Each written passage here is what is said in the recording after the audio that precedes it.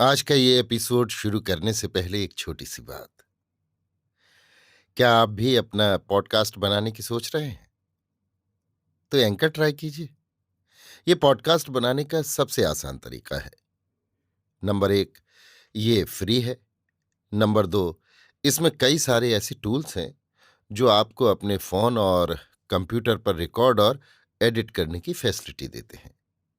Number 3, आप अपने podcast को डिस्ट्रीब्यूट भी कर सकते हैं, जिससे इसे स्पॉटिफाई और दूसरे प्लेटफॉर्म पर सुना जा सके। तो डाउनलोड कीजिए फ्री एंकर ऐप या विजिट कीजिए anchor.fm पर अपना पॉडकास्ट स्टार्ट करने के लिए। ये तो थी एक छोटी सी जानकारी, और अब शुरू करते हैं एपिसोड का सिलसिला। तो आज के एपिसोड में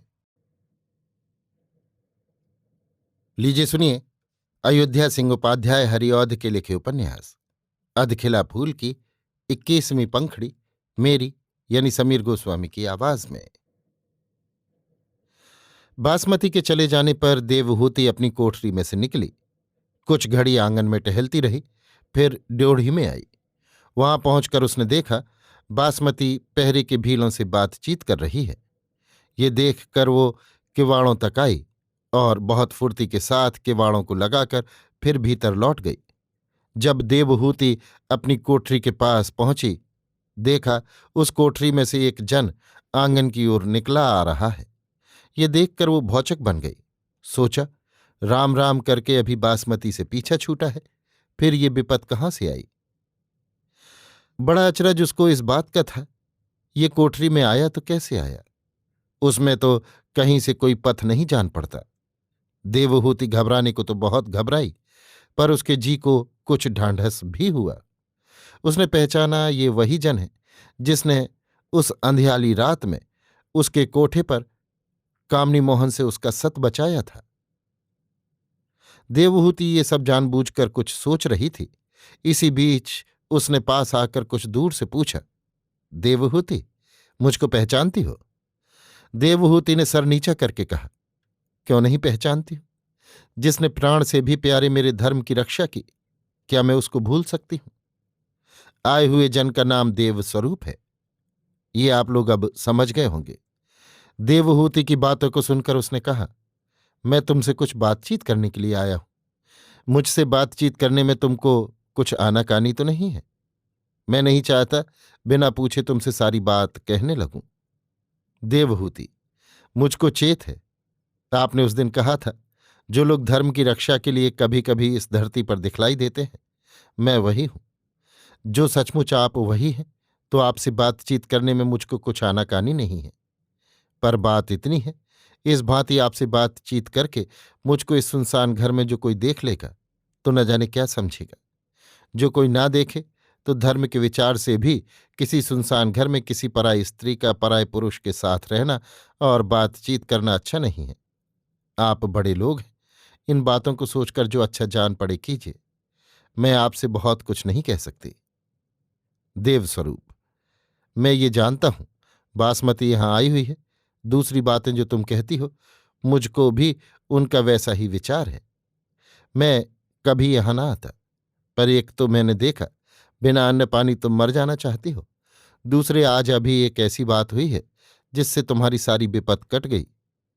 मुझको ये बात तुमको सुनानी थी, इसीलिए मुझको यहां आना पड़ा। देवहूति, वो कौन सी बात है जिससे मेरी सारी विपत कट गई? आप दया करके उसको बतला सकते हैं? देवस्वरूप, कामनी मोहन कल रात में ही बासमती को यहां छोड़कर घर चला गया था। आज दिन निकले वो गांव से इस वन की ओर घोड़े को सर पर फेंकता हुआ आ रहा था।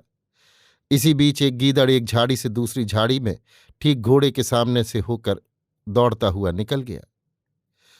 घोड़ा अचानक चौंक पड़ा और उस पर से धड़ाम से कामनी मोहन नीचे गिर पड़ा। गिरते ही उसका सर फट गया और वो अचेत हो गया। उसके लोग जो पीछे आ रहे थे, घड़ी भर हुआ उसको उठाकर घर ले गए। जैसी चोट उसको आई है, उससे अब उसके बचने का कुछ भरोसा नहीं है। मैं इसी से कहता हूं, तुम्हारी सारी विपत कट गई। देवहूति, कामनी मोहन ने अपनी करनी का फल पाया है, और मैं क्या कहूं। पर सचमुच क्या आप कोई देवता है, जिस भांति बिना किसी स्वार्थ के दूसरों का दुख दूर करते फिरते हैं। देवस्वरूप: मैं देवता नहीं हूं, एक बहुत ही छोटा जीव हूं। उस दिन मैंने ये बात इसलिए कही थी जिससे कामनी मोहन डरकर पाप करना छोड़ देवे। देवहूति: अभी आपको मुझसे कुछ और कहना है? देवस्वरूप: दो बातें कहनी है। एक तो तुम कुछ खाओ पियो, दूसरे यहां का रहना छोड़कर घर चलो। तुम्हारी मां की तुम्हारे बिना बुरी गत है, उनकी दशा देखकर पत्थर का कलेजा भी फटता है। देवहूति: आपका कहना सर आंखों पर। आप में बड़ी दया है, पर आप जानते हैं स्त्रियों का धर्म बड़ा कठिन है। आपने मेरी बहुत बड़ी भलाई की है, मेरा रोआ रोआ आपका ऋणी है, पर इतना सब होने पर भी आप निरे अनजान हैं। आप जैसे अनजान और बिना जान पहचान के पुरुष के साथ मैं कहीं आ जा नहीं सकती। दूसरे, जो 2 दिन पीछे मैं इस भांत अचानक घर चली चलूं तो माना जाने क्या समझेंगी। अभी तो उन्होंने यही सुना है मैं डूब कर मर गई, रो कलप कर उनका मन मान ही जावेगा। पर जो कहीं उनके मन में मेरी ओर से कोई बुरी बात समाई तो अनर्थ होगा। मेरा उनका दोनों का जीना भारी होगा। रहा कुछ खाना पीना, इसके लिए अब आप कुछ न कहें, मैं समझ बूझ कर जो करना होगा करूंगी। देवस्वरूप: बात तुम बहुत ठीक कहती हो। मैंने तुम्हारी इन बातों को सुनकर बहुत सुख माना, पर इतना मुझको और कहना है। इस बंध से तुम्हारा छुटकारा बिना मेरी परतीत किए नहीं हो सकता। देवहूति: क्या मैं आपकी परतीत नहीं करती हूं? ये आप ना कहें। मेरा धर्म क्या है, इस बात को आप सोचिए और बतलाइए मुझको क्या करना चाहिए।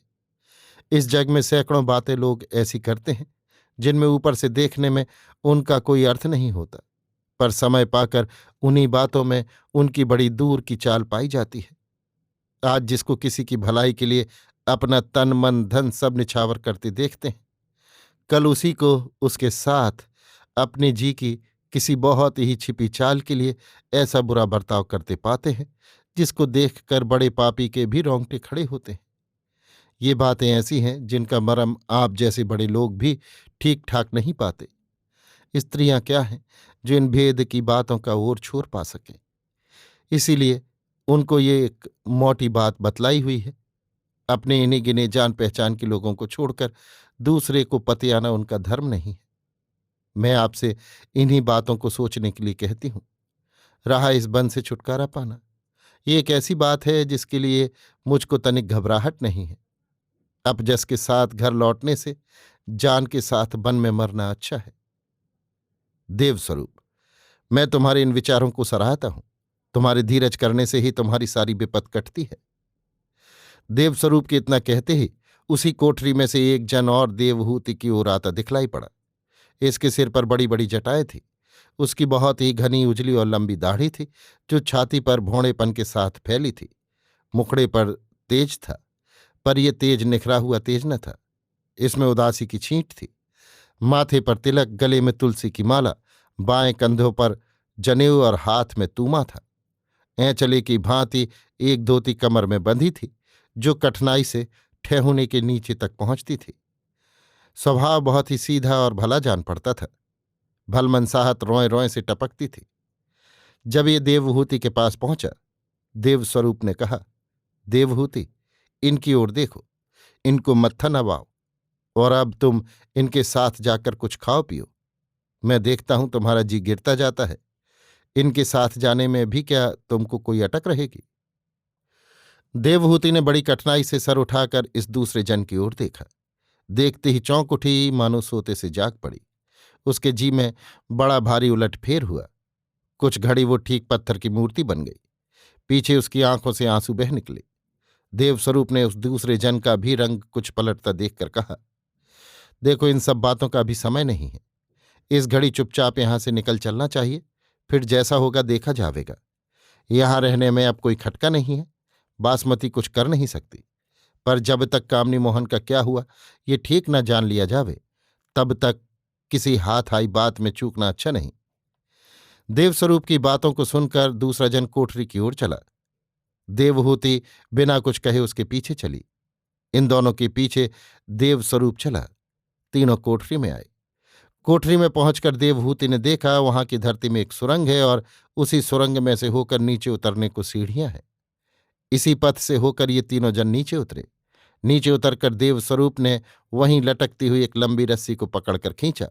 उसके खींचते ही सुरंग का मुंह मुंद गया और नीचे ऊपर पहले जैसा था ठीक वैसा ही हुआ। पीछे वो तीनों जन नीचे ही नीचे वन में एक ओर निकल गए। अभी आप सुन रहे थे अयोध्या सिंह उपाध्याय हरिऔध के लिखे उपन्यास अधखिला फूल की 21वीं पंखुड़ी, मेरी यानी समीर गोस्वामी की आवाज में।